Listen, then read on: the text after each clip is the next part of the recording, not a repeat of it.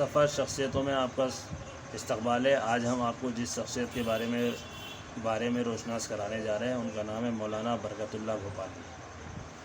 مولانا برکت اللہ بھوپالی 1862 میں بھوپال میں پیدا ہوئے۔ ان کے والد مولوی شجاعت اللہ ایک سرکاری مدرسے میں مدرس تھے۔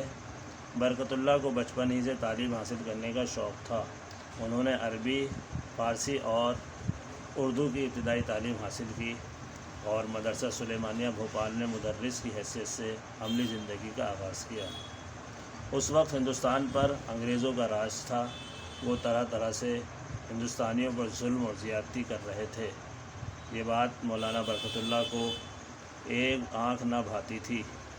وہ اپنے ملک کو آزاد اور اہل وطن کو خوشحال دیکھنا چاہتے تھے۔ ان کا خیال تھا کہ انگریزوں سے مقابلہ کرنے کے لیے انگریزی جاننا ضروری ہے۔ انگریزی تعلیم حاصل کرنے کے شوق میں انہوں نے 1883 میں بھوپال چھوڑ دیا اور ممبئی چلے گئے۔ وہاں انہوں نے مشن اسکول میں انگریزی تعلیم حاصل کی۔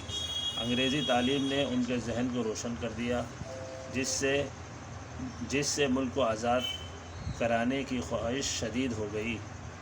ان کا خیال تھا کہ انگریزوں سے ٹکر لینے کے لیے بیرونی ملکوں میں جا کر ان کے خلاف فضا تیار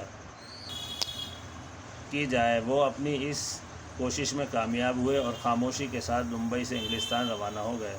وہ کچھ عرصے تک لیورپول یونیورسٹی کے اور اورینٹل کالج میں عربی کے پروفیسر رہے۔ برکت اللہ بھوپالی کو تحریر و تقریر دونوں میں مہارت حاصل تھی۔ انگلستان کے قیام کے دوران وہاں کے اخباروں میں چھپنے والی اپنی تحریروں اور جوشیلی تقریروں سے انہوں نے ایک پہچان بنا لی۔ وطن کو آزاد کرانا ان کی زندگی کا مشن بن گیا تھا۔ وہ 11 سال انگلستان میں رہے اور اپنے مشن کو کامیابی کے ساتھ جاری رکھا۔ تنگ آ کر حکومت برطانیہ نے انہیں انگلستان چھوڑنے پر مجبور کر دیا۔ اپنے مشن پر قائم رہتے ہوئے وہ امریکہ چلے گئے۔ وہاں 6 سال رہے۔ انقلابی سرگرمیوں کے سبب انہیں امریکہ بھی چھوڑنا پڑا۔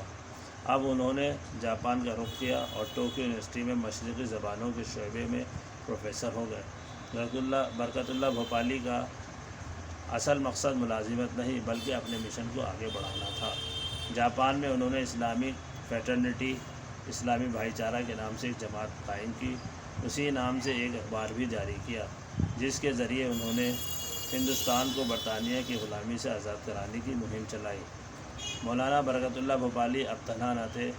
ان کی آواز میں آواز ملانے والے دوسرے انقلابی بھی ان کے ساتھ شامل ہو گئے تھے۔ جلا وطن انقلابیوں کے ساتھ مل کر مولانا نے ایک انقلابی پارٹی کی بنیاد ڈالی۔ ان کی انقلابی سرگرمیوں پر پابندی لگانے کے لیے برطانوی حکومت نے جاپانی حکومت پر دباؤ ڈالنا شروع کر دیا۔ اس وجہ سے مولانا کو جاپان چھوڑ کر پیرس جانا پڑا۔ پیرس میں وہ اخبار الانقلاب کے ایڈیٹر مقرر ہوئے جو ہندوستان کی آزادی کا ترجمان تھا۔ یہاں انہوں نے انگریزی حکومت کے خلاف اپنی سرگرمیوں کو تیز کر دیا۔ ان کی سرگرمیوں پر انگریزی حکومت کی گہری نظر تھی، اس لیے پیرس میں بھی وہ زیادہ عرصے نہ رہ سکے اور ایک بار پھر امریکہ چلے گئے۔ یہاں انہوں نے ایسوسی ایشن آف پیسیفک کوسٹ قائم کی، ایک اخبار غدر کے نام سے جاری کیا۔ کچھ دنوں بعد غدر پارٹی کے نام سے ایک انقلابی جماعت بھی بنا لی۔ اس اخبار اور پارٹی کا مقصد برطانوی حکومت کا تختہ الٹ کر ہندوستان میں آزاد حکومت قائم کرنا تھا۔ مولانا برکت اللہ بھوپالی نے اپنے انقلابی مشن کو کامیاب بنانے کے لیے ترکستان، روس، سوئٹزرلینڈ اور افغانستان کا بھی سفر کیا۔ ان ملکوں کے سربراہوں سے ملاقات کر کے انہوں نے اپنے مشن کے لیے حمایت کی اپیل کی۔ اکتوبر 1915 میں کابل میں آزاد ہندوستان کی پہلی عارضی جلا وطن حکومت قائم کی گئی۔ مولانا برکت اللہ بھوپالی کو اس حکومت کا وزیر اعظم بنایا گیا۔ راجہ مہندر پرتاپ سنگھ اس کے صدر اور مولانا عبید اللہ سندھی اس کے وزیر خارجہ تھے۔ اس حکومت میں ہندوستان کے بہت سے حریت پسند شامل تھے۔ مولانا نے اپنی زندگی پوری طرح اپنے وطن ہندوستان کو آزاد کرانے کے لیے وقف کر دی تھی۔ وہ انقلابی رہنما تھے۔ انہوں نے عمر کا بڑا حصہ جلا وطنی میں گزارا اور طرح طرح کی مشکلیں برداشت کی۔ ستمبر 1927 میں سین فرانسسکو میں ان کا انتقال ہو گیا۔ انہوں نے اپنے اس قول کو پورا کر کے دکھایا۔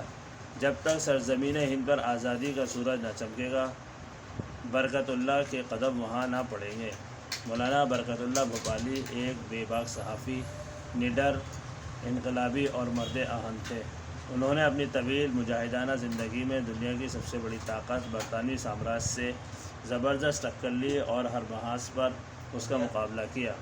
وہ آخری سانس تک وطن سے دور رہ کر وطن کی خدمت کرتے رہے۔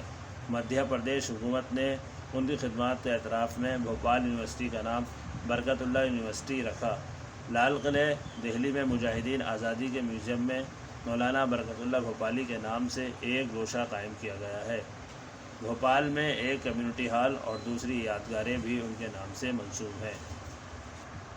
تو آج کے سفر شخصیتوں میں ہم نے آپ کو مولانا برکت اللہ بھوپالی سے روشناس کرایا ہے، جو ہماری آزادی کے ہیرو بھی تھے۔